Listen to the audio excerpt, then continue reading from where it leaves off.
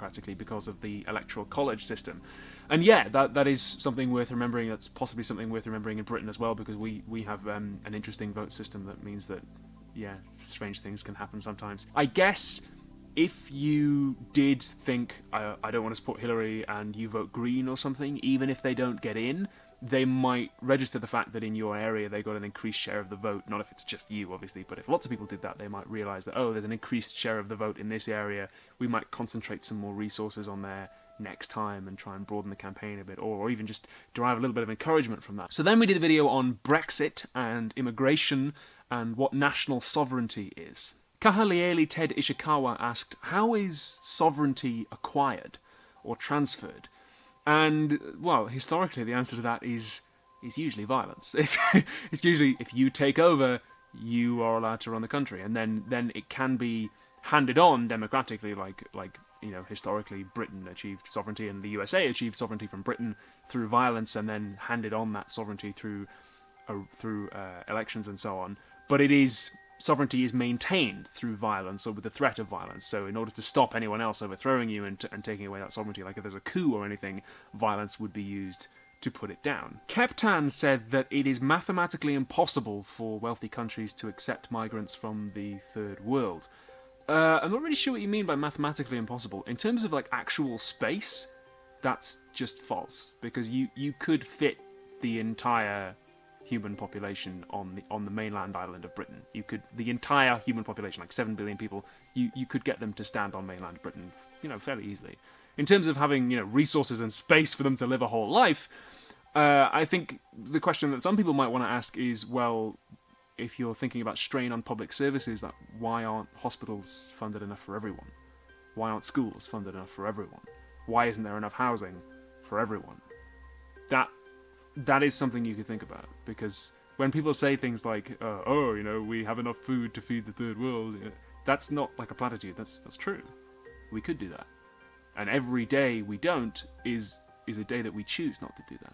So that's something to think about. Blah Blah Bubbles asked, why is Philosophy Tube always leftist Philosophy Tube? Well, I get that you are having a bit of a dig, but that is actually pretty interesting. I know that a lot of the philosophy we talk about on the channel, when it touches on politics, as philosophy sometimes does take a leftward lean.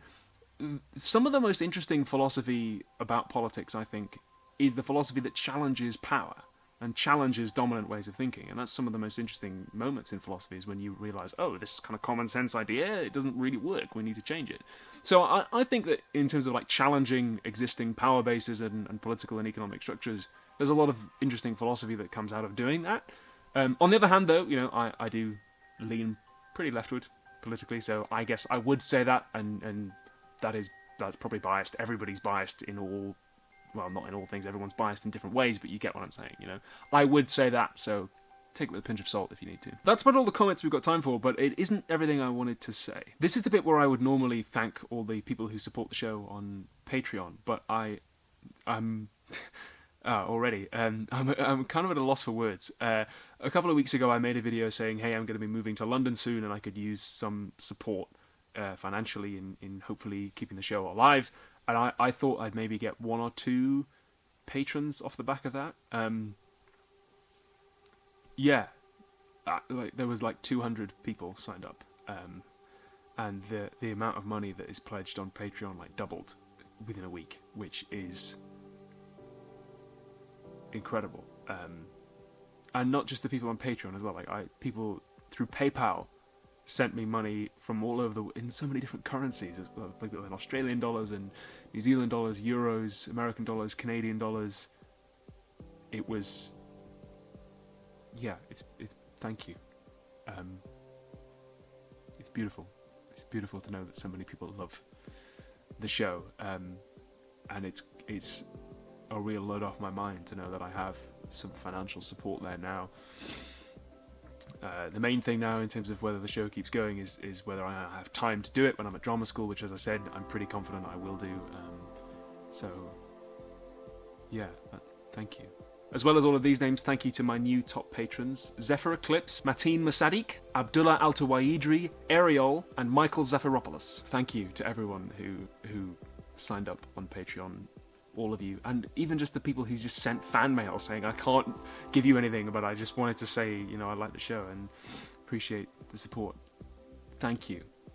Thank you, all of you.